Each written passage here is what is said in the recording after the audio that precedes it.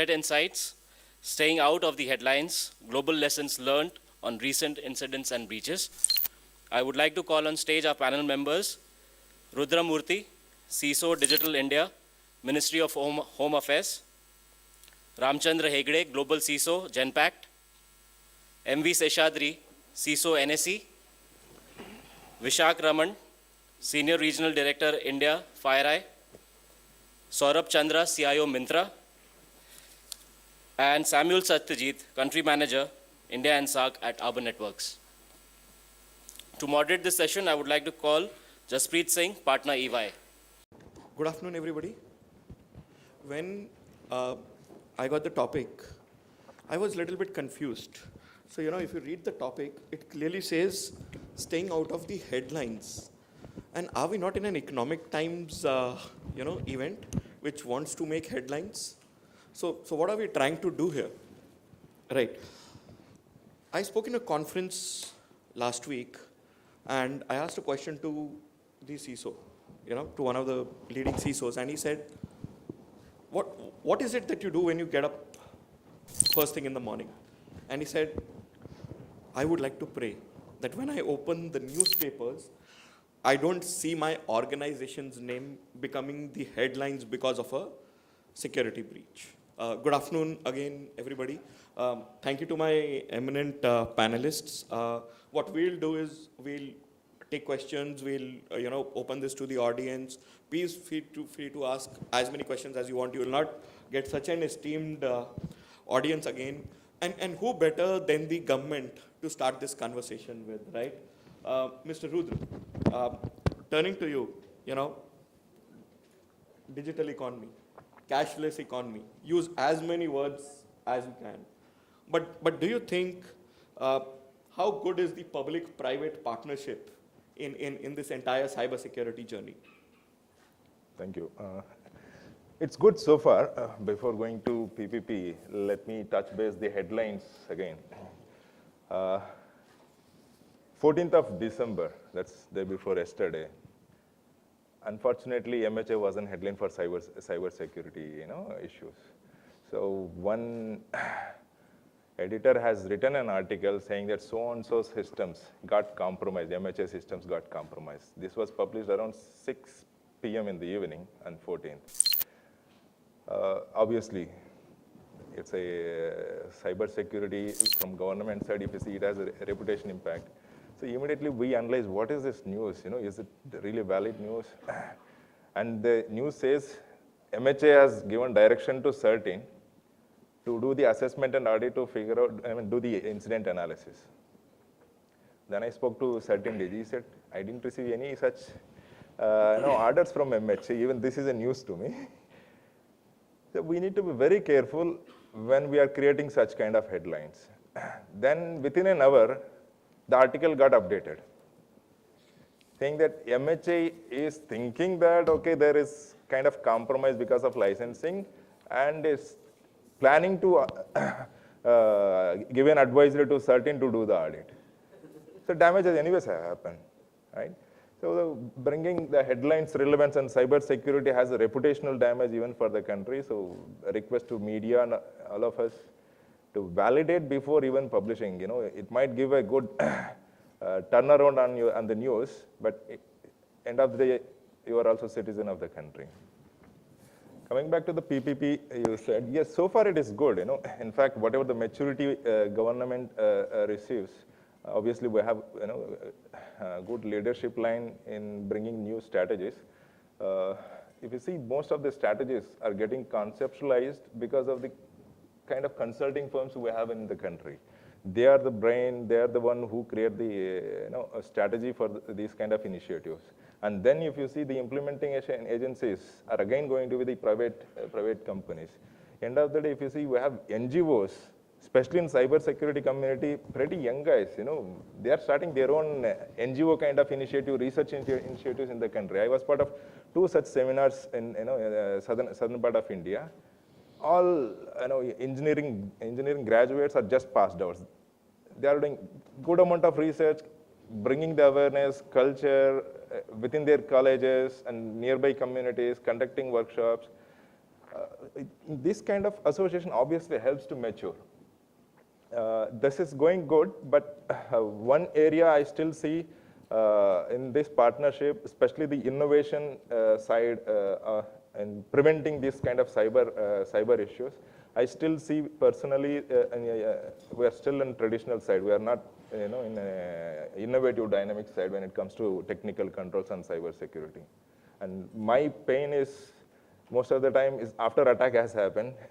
So there we are still lacking in terms of technology, how to do the thorough forensic investigations on the incidents. Superb.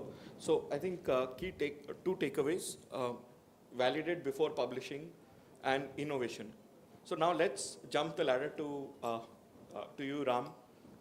Your organization has always been known for innovation, being ahead of the curve. From playing a role of a CISO, how important is innovation, and how do you keep up to the changing demands of business? Right. So there's a couple of aspects to it. I think if you break it down, one part really in today's world is obviously you need to be focused on understanding what the changes are. And as most organizations go after, disrupt or be disrupted, embrace innovation, embrace digitization. Part of the conversation is really on how, as security professionals, we enable that. A lot of talk is on the defense side, right? So keep the bad guys out, don't get hacked, all of that stuff. But I think an equally important aspect is really, are we agile enough? Are we keeping pace as organizations are under increasing pressure to innovate very quickly, to digitize very quickly? You have Agile, you have Scrum, all of that. So how can security become an enabler for that? And maybe that's where, from a security perspective, you can bring some innovation. There's a lot of, both from a technology and process perspective, as companies embrace cloud, there's innovative models coming up in security, like cloud access security brokers and so forth, which can allow you to really enable organizations to embrace the cloud. So that's an area where you can innovate from a security perspective by helping the organization meet their goals. The second piece obviously is on the defensive side, right? Where your role is really to say, okay, on one hand, I'm going to allow the business to function, to help them to succeed on the objectives. On the other hand, it's all about keeping bad guys out. And again, there are leading technologies. We say it's about people, process, and then technologies. I think it's critical. Technology is great. I think at times it's a bit overplayed. I would emphasize the people and process aspects. If you have the right people, then you can do a lot. So if you give me a choice between the best technology and kind of a so-so team versus the second best technology, but the A team, I will always go for the A team. Superb. Security as an enabler, and lots of focus of people, which is what is right. We can have the best technology in the world, but if we don't have the people or the processes around it, that technology does not mean anything. Superb. Saurabh, moving on to you. Your business is changing every day, and probably every day is also a very big unit in time. How many discussions or how much pressure do you face from your internal business organization on going to market, or you probably stopping them from going to market because of security issues? So since we are talking about the security, let me just ask you here, how many of you have used Flipkart at least once in lifetime? All of them. All of them, right? So that shows that there is a trust, and if there is a trust, there's lots going inside. So that's the bottom line of the bigger question. But then I would say here that to answer this question, as Ram said, today we are not looking just at the defense or in terms of retarding the pace side, but we are mostly looking at how we enable it. And when we talk about how we enable it, one of the dimensional change in the role that has come in is that do we go inside the business to understand it a little bit more further?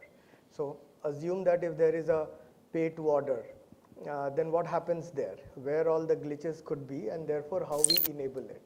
Now, once we have understood that, then it's not just about the one or two things out there, process or SOC center, but it's also about the technological piece, which is that can we make it sustainable? Because as you rightly said, every single second is crucial for us and things change dramatically when one or the other two friend competitors release some better deals and then the whole hysteria moves there. So technology, understanding the reality of business, and rather than giving a panic shock that, oh, you know what, there are 3 risks, the debate mostly is that there could be 5, but I do not want to retard your speed of business, and therefore we are taking a next step in terms of injecting a sustainable framework around things. So that's the bigger dimension as how we look at it. Superb. 2 things, building trust, or if I were to reword it, building e-trust in today's environment, and also understanding the business, walking hand in hand with the business and saying, how will you work 3 years from now and build the entire security infrastructure, people, process, technology around that. Moving to probably the most hottest sectors today, given whatever is happening around the cashless, digital economy. So from a banking, from your perspective, how do you see trust playing a very, very important role? Yeah. Yes. At least in our case, trust and compliance, we use it very well to sell security internally. And it's easy when you're using trust and compliance. So we, being the intermediary in a financial market and national critical infrastructure, gives a different perspective. And the primary, in fact, our mission and our vision says that it's for the investor community to trade in trust. And that's why NSA was formed on that. So it plays a very important role. Superb. Thank you so much. Now coming on to a video which I saw recently, and it actually made me very, very nervous when I saw that video. Alarm clock is connected to your laptop. So you receive an email saying your meeting's been pushed by 1 hour. Your alarm clock automatically adjusts itself to go back by 1 hour, which in turn sends a message to your car, saying, we're going to start 1 hour late. So, you can probably, you'll be switched on 1 hour late. And this entire thing being interconnected. Now, if I come to you, Sam, this is what IoT is doing, right? Or this is how the future is going to look like. And the future is already here. That's the most worrying part. So what do you think, how can technology vendors play a very, very important role? Because if I look at it, if everything is connected, one single breach and doomsday is here. Your thoughts? Yeah, absolutely. So, Internet of Things, enabling everything which we do, be it an alarm clock, be it a refrigerator, be it the car, completely managed on IP based, gives a lot of flexibility and ease of use. But at the same time, the rudimentary security on these devices makes it vulnerable for themselves to be under attack, being misused. Imagine a situation, national network of a dam being opened remotely, or your car being controlled by somebody else, right? These are direct threats onto it, and also basically how these compromise can be used for malicious activity elsewhere. Probably it may not be used for data exfiltration, but it could be for impacting something. You started off saying that you don't want to be in the news. When we're saying we don't want to be in the news for the wrong reasons, right? You don't want to be in the news for being your network not being available, or like yesterday Yahoo's the breach of 1 billion users being available to the public. So you don't want to be in the news for the wrong reasons. What we have seen, you mentioned about IoT, the two predominant risks, what we have seen and what's been used significantly, be whoever is the actors behind it. One significant thing which I can think of is the Rio Olympics, which happened out very recently, half the internet was down. The IoT's compromise were used to bring down networks. I'm talking of networks the size of terabits of scale of networks, bring down the hosting providers and things like that. So you're in the news for the wrong reasons. We are in a situation that probably breach is acceptable. It's like breach is inevitable. To an extent that breach is inevitable, but you don't want the data exfiltration to happen. So there are things which is used, your network being not available, being distracted, and data exfiltration. So you don't want breach to happen, but data not exfiltrated. The two most important aspects which comes to here is how do you ensure your network available, be it the digital economy which you're talking of. People don't want to go to bank and draw money. They want to pay your mates also by online banking, and you don't want your bank network is not available. Or the flip part which you mentioned, that you want to do it and you announce a Diwali sale and the network is not available. It might be a handiwork of somebody else, but these are things which we are talking of, ease of use, ordering anything which you want. Today we ordered garments and things like that, not just big electronics, sitting on the bed or paying your electricity bills. It gives you a convenience of use, but at the same time gives the threat thing. This can be not necessarily related to threat actors within one, it can be state actors. If India hosts the Olympics, imagine that, what would be the one? What happened in Rio Olympics? Nothing happened. There would be a lot of nation actors would be behind it probably to bring down networks, just to mar the image of India. So this is something which we are seeing. The scale of attacks which we are talking of is a terabits type of ones. So where does it start? How do we equip yourself? Super. So talk about ease of use versus what are the mitigating threats or controls that we're going to put in place. Coming to you, Vishak, Sam mentioned about threat intelligence. How do you see threat intelligence playing a very, very important role in making sure that organizations don't hit headlines for the wrong reasons? I think it's very clear that the nature of attacks are changing, right? It's no more hit and run. It's more organized, more targeted. And the groups behind the targets, what they use from a common tools, techniques, procedures, the TTPs are pretty common, right? And your threat intel plays a very important role. And you can see from a product market, it's kind of cluttered with so many different layers of security from a preventive measure point of view. But how does these actors behave, and how does these adversaries actually sort of work in tandem and bring out new techniques?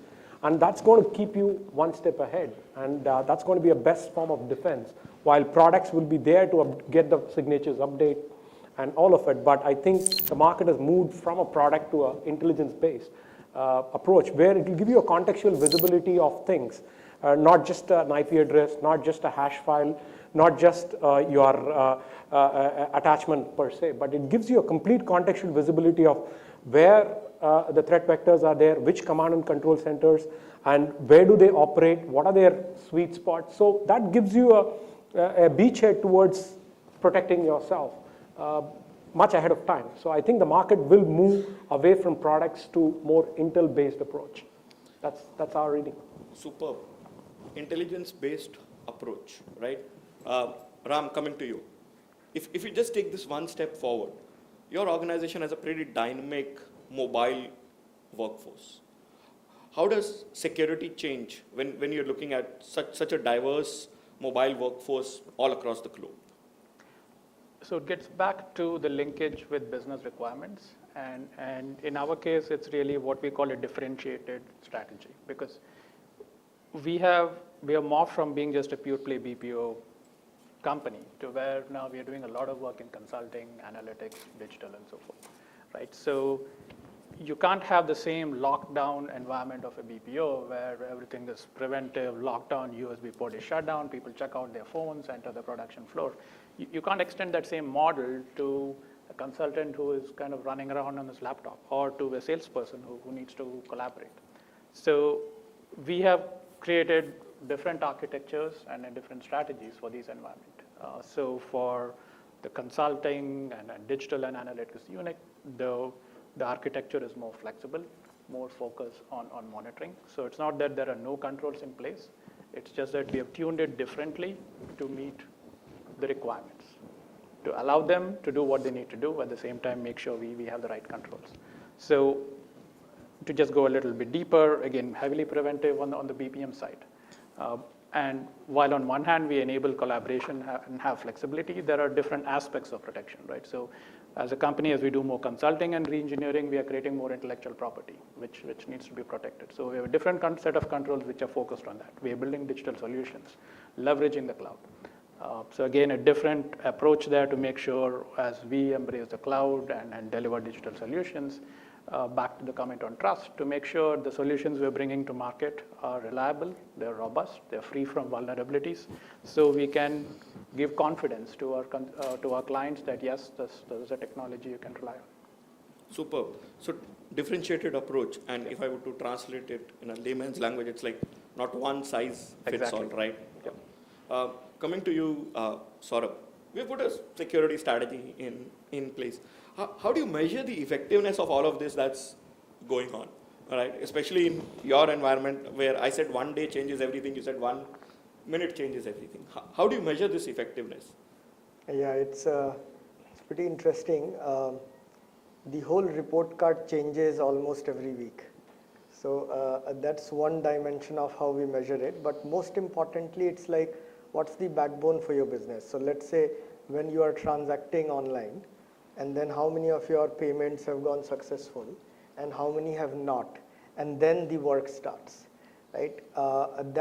This was one of the philosophies about few years back, wherein things fail, and then we kind of look into as why. Today we have enough data to say that why things would fail. So then how we inject various measures, not just via tools, techniques, but also so for an example, when you guys transact, we know you are transacting because of certain primary keys there. So then the whole program behind it, it starts tracking that where you are in the whole life cycle. So a proactive programming approach to understand that you do not go into the similar pitfall which we already have seen. The second thing is that we pretty much do not restrict folks from transacting from anything and anywhere. So Flipkart can be used even in US.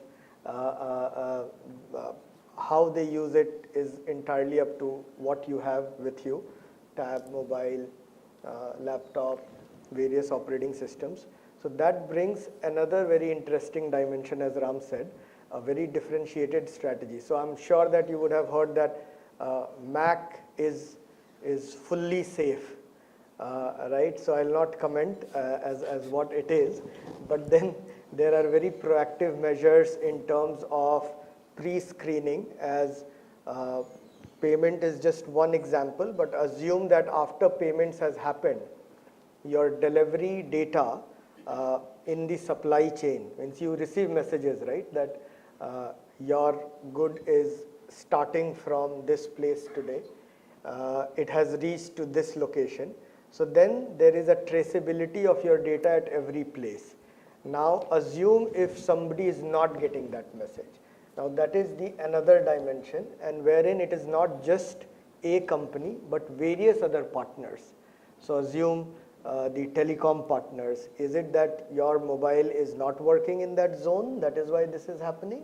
Or is it that your transaction message hasn't come to you because you have used B payment gateway?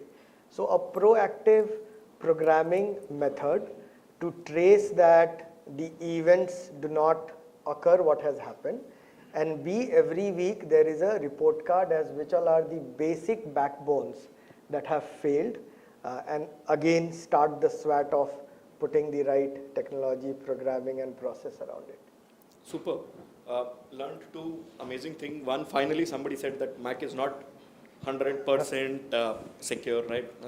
And the other thing is looking at the entire ecosystem, looking at the banks you work with, the payment gateways you work with the entire telecom organization. Small Mr. correction, small correction. He didn't make a statement that Mac is not fully safe. Exactly. Small correction. I'm trying to make the headlines for tomorrow. So, Mr. Seshadri, I was talking to a CISO friend of mine, and I asked him, how often do you report to the board on cyber security? He said, I send a dashboard every month. I said, superb. I said, how many parameters in that dashboard? He said, about 75. I said, let's do one thing. Let's not send the dashboard for about a month. Let's see what happens. You know, if you have to send it on 25th every month, this time 25th, don't send it. You know what happened? He never got any email, no escalation, nothing, right? So how do you see this working in your own organization? How sensitive are your key stakeholders around this entire cybersecurity initiative? Sadly, they are very sensitive. Okay, I have to send a dashboard every week. every week. Every week. And have you tried this by not Yeah. sending it? Yeah. once- They are Something multi- happens? I've tried once and I paid a price, so Oh, super. managed it. Thank you. Yeah, but the parameters are not 75. They range at about, it varies because every time they come back, say, give us these numbers. So anywhere between 10 to 15 is what we provide. About 10 is fixed. They are very static numbers. 5 varies depending upon the news that comes in the market or somebody mentioned something somewhere. Very news sensitive that way. And the problem these days is not just the numbers at our end or the security management at our end. We have a lot of third parties and vendors. Incidentally, if any third party is compromised, anything, even if they are attempt to compromise, we come into news. Managing that is a big challenge. So it's an NAC vendor is attacked, NAC vendor compromised, multiple such cases. And then we go running around which vendor, what happened, and obviously vendor will not come up and say something happened at our place. So that has been a challenge, and we are trying to put a few controls to, there are third-party audits, but they have not been effective. We have asked vendors to proactively disclose of any compromises. Since there's no regulatory requirement at a vendor level, they don't have to comply unless we really force them to. But we have to comply. We have to, for every incident, we have to tell the regulator this has happened. That is like open news in the market. So those numbers go to the board. This happened, this is what we investigated and this. So that happens on a weekly basis. Sure. Thank you so much. You spoke about vendor security, and probably we'll have one quick round on vendor security after this. Rudra, you know, cyber security, government, go hand in hand today. What's the impact and how's the entire evolution happening from a government perspective? See, though we say sector-specific threats, but when it comes to applicability, they are not common. They are not same in nature. The way the same entity, the same sector, it looks in a threat landscape is quite different. It depends on the way they operate their business, etc. Similarly, if you see the similar threat, when we look at from government side, the primary thing comes here, protecting the citizen and his data, and protecting him in the digital space. What some new trend we have been noticing, which is kind of very dangerous thing. It's not the actual hackers who are coming and attacking and creating such kind of mess. They are becoming smart now. In fact, they are becoming vendors nowadays. They are becoming vendors, creating platforms. They are because even they have the intelligence, threat feed. They are ready to sell instead of burning their fingers. Okay, this is the platform. This is how you can exploit. In fact, now the concern is how to protect a citizen not to be a cyber criminal uncautiously. So this is the trend and dynamics going on. Their innovation, especially that community innovation in terms of selling crime as a service, is going tremendously. It's highly unpredictable way. That's how it's going. It's little clueless right now how we can prevent and control it. Yeah, trend is very dangerous. That's something as a message, I would like to bring to the entire audience notice. Now, if you see the attack pattern, though it is same, the one who is becoming criminal is not the same person. Their intelligence is going in a very different way, and the way they are operating is also changing. So we are not able to predict what are the other mode of business delivery they are going to come to the in the cyberspace, but it's very, very dangerous sign right now. Okay, thank you. Sam, coming to you now. And this is probably the conclusion, and we'll move around. What are the top 2 things that you're seeing as an evolution whenever you go and have a meeting with the CISOs. What are your top 2 key takeaways from all those meetings that you're walking into? Yeah, sure. Just before I think I want to allude to what Rudra said, that yes, it's an underground economy of vendors selling as a service. You have software as a service, your infrastructure as a services. These as a service is available so easy to do it and exploit to do it. So I second that as well. So in the CIA triad, the confidentiality, integrity, and availability, right? So generally when I have conversations with the CISOs, is basically emphasize on this, because one of the things is availability, which is a key component of the CIA triad.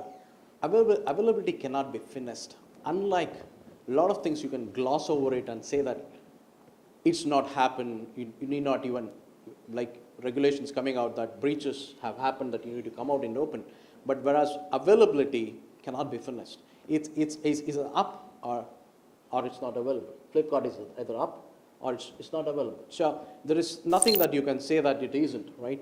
That's one of the, and as we move on to completely online way of working, so this is something very important. Second aspect is, as to allude to what Vishak said, that is basically threat intel.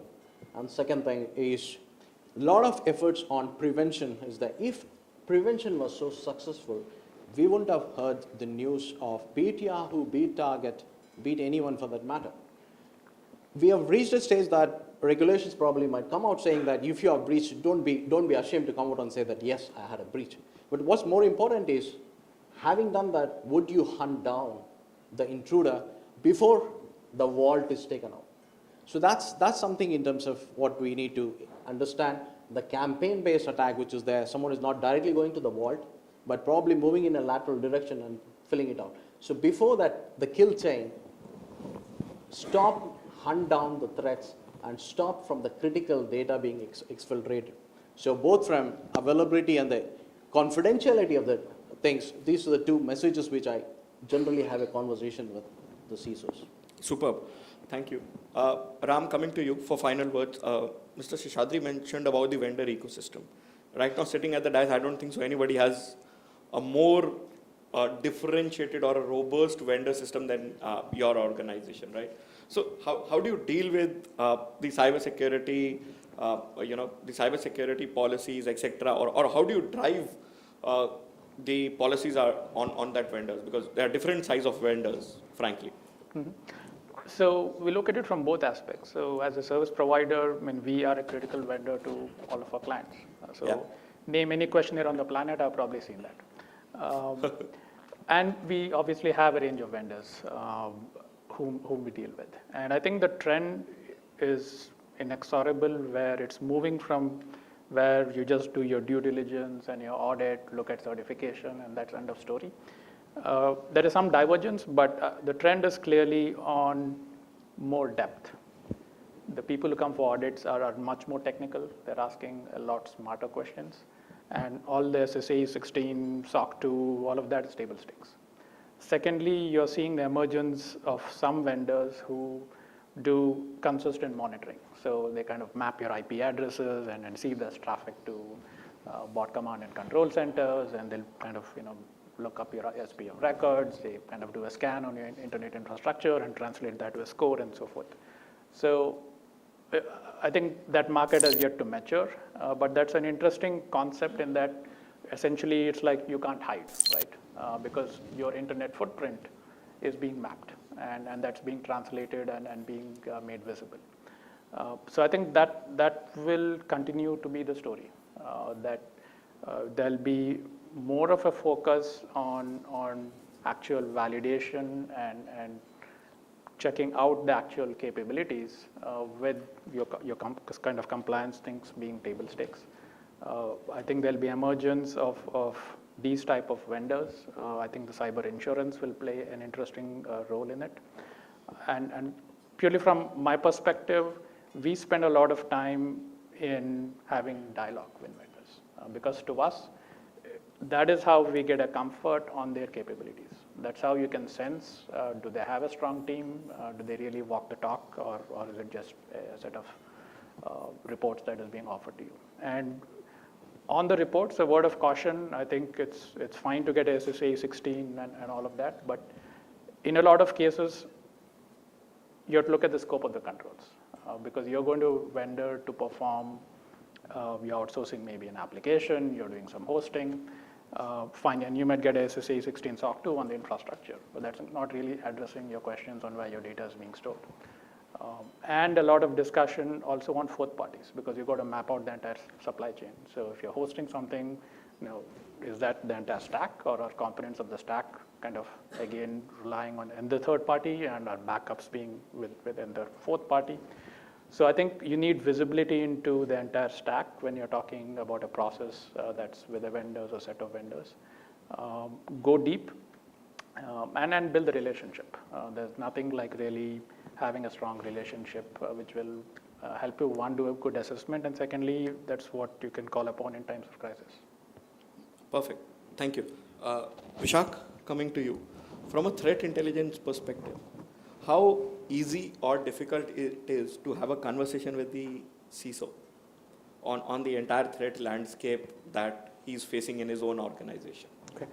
In short, you can detect, there's a lot of emphasis, as Ram said, like a lot of preventive technologies being pushed into the market, but you can prevent what you detect, right? So emphasis is happening more on how do I increase my wider net of what are the targeted attacks which is on me. And this is on three pillars. First is equipment which gives a machine-based intelligence. It's going to tell you what are the callbacks which is happening. So machine-based intelligence is a conversation what people are looking at.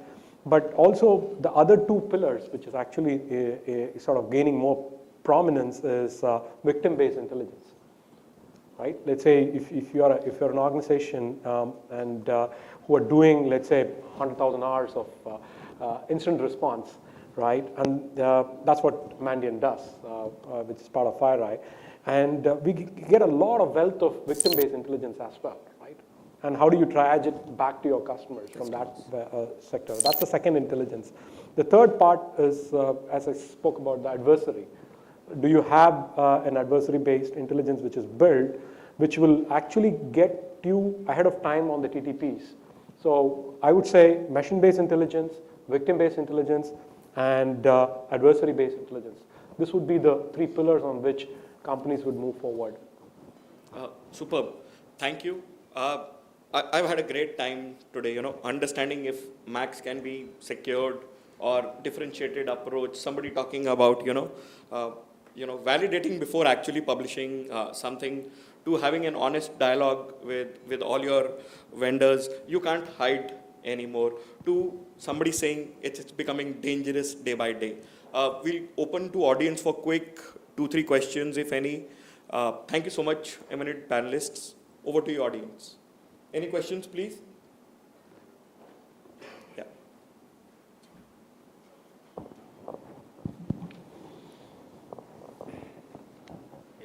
I think very good discussion we had. A question for Saurabh. Saurabh, the industry you represent is pretty fast moving, and you only mentioned that there are too many track points where user credentials can be compromised. From, like, they gave an example. Your packet started from point A to point B, point to point C. Early in summers this year, actually my father had a phishing attack using this. So he ordered from one of the e-com sites, and the packet was delivered. About a month later, he got a call stating that, okay, you ordered this. So the person who was calling had an idea what was ordered, and you have won a prize, and you will be getting a prize. There's a box which will be delivered, and for that you have to pay just 2,000 rupees or something. And he was really excited. He didn't inform me, but luckily the postman who had came to deliver, he only informed him, looks like it's a fake one. So what you guys are doing to ensure that the information which is there, which would mean that the product which is being delivered, the person who is getting it, their information is not compromised? Because when somebody says you ordered for a red color T-shirt, So there's a kind of confidence the person gets, right? So what is that we can be done? Because I know nobody's opening the packets, but there is a leak somewhere.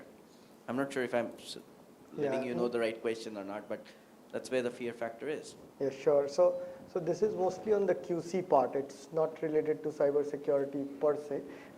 Partly it is once the QC is done, but just to answer it into two different approaches. One is that when we are doing business, we are not just looking to strengthen ourselves. We also strengthen our partners a lot. There are many top-notch banks around who did not know how to handle scale and how to handle the online payment scale at the time of volume. It's especially during sale days. It's like About that. My question was about, in my father's case, he got a call. It was cash on delivery at that time, and he said 2 months later or 1 month later, he got a call that, oh, you had ordered for a red color Lego T-shirt, and you have won a prize. So the information has reached to the fishing company or person that he had ordered for a red color T-shirt from this brand through a e-com site. So that was my question, not from the payment the perspective. data leakage part of things. Okay. Yeah. So generally, the whole CRM platform which we have, it has multiple checkpoints. It's, as we all discussed that we always want to be 100% secure, but there could be some pilferage here and there. In that case, assume if it's some human who pretty much deliberately goes out and says that, you know what, I know that there is a customer ordered for something, do not have much idea, but maybe we can kind of play around it, right? Now, there are certain checks around all the calls, all the conversations, etc. that happens. And those checks go through lots of vetting inside, even after the call is completed. So, if such kind of activity or event that has happened, one is that we strongly request or suggest all our consumers that just either put a mail or a kind of message so that we can exactly know either it is platform or it is person, and therefore take actions accordingly. But the good news is that the whole data encryption, decryption part of things, that is so strong today that even executives cannot access it. So not just call center boys, but also the executives. In fact, if there is a need of accessing the data by an executive, then there are certain regulatory compliance within the organization as well. So it is not hostage to one person. The third important aspect is that the whole audits, it happens very frequently on this via third parties who can allow us to learn that, hey, you know what, though it is very secure, but these two areas could be breached. Right? So there are multiple measures that go within. And that is why generally minus valuation news, you'll not see any news which will make you panic for Flipkart or group companies. So if we could just add a little more complexity to this. Now, maybe all the delivery information is going to emails. Now, maybe it's a case of, is that email secure? We tend to gloss over email, but clearly as the Yahoo hack and so forth, you kind of have to take a pause and say, what is the stuff that's lying in email, and should we be deleting it or increasing our security there? Perfect. One question from me to the audience, and we'll give a 2,000 rupee red color T-shirt. What's the safest computer in the world? What's the safest computer in the world? One which is switched off. Switched off, shut down. What else? One which is, and this is what I read somewhere, so this is not my thoughts. Which is not on the network. One which is shut down, switched off, put in a box, chained, and thrown into the ocean. Thank you so very much. Thank you. He got a red shirt, right? Great. Thank you so much. Can we have a round of applause for the panel members? Thank you, Jaspreet, for moderating.